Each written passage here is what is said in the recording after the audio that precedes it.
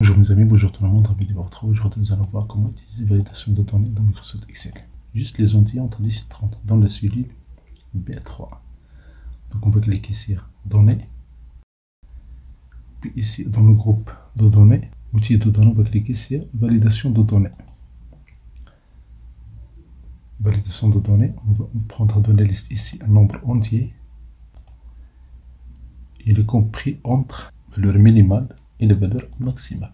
Donc le minimum c'est les entiers entre 10 et 30. Si on ne veut pas prendre 10 et 30, donc la valeur minimale c'est 11 et 29.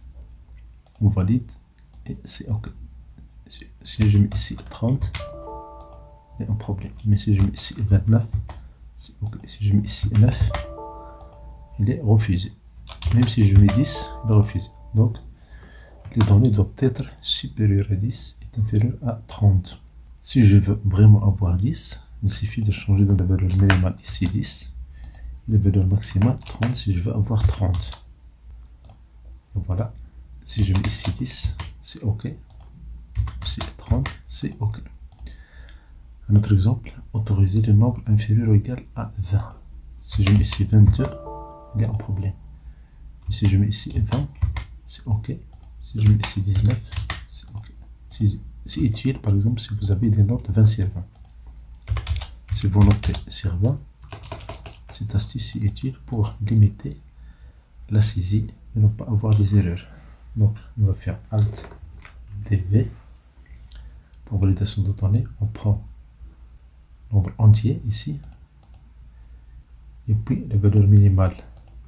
On veut que ce soit positif, donc on prend 0, la valeur maximale on met 20 et on valide.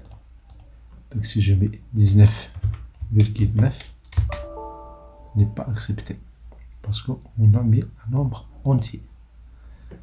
Mais avec 18 c'est OK. Donc pour changer ça on peut faire Alt DV. On ne va pas prendre un nombre entier, on va prendre un entier, un nombre quelconque, un nombre décimal entre 10, entre 0 et 20. Et voilà. Maintenant, si je mets 19,6, c'est OK. Si je mets 20,5, ça marche pas. Et si je mets 20, c'est OK. Et voilà. Exemple numéro 2. Aussi, nous avons les dates.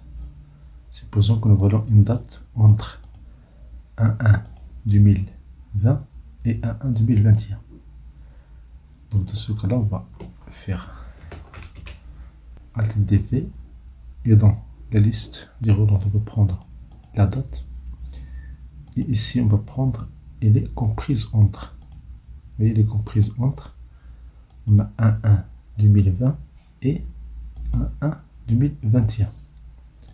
Je valide et ça marche. Si je mets 2-8-2022 ou bien 2-6-2022, il y a un problème parce que ça dépasse la valeur minimale ici, le 1er janvier 2020, et la valeur maximale c'est le 1er janvier 2021. Merci de vous avoir assisté, merci d'activer la notification pour recevoir des vidéos utiles et agréables.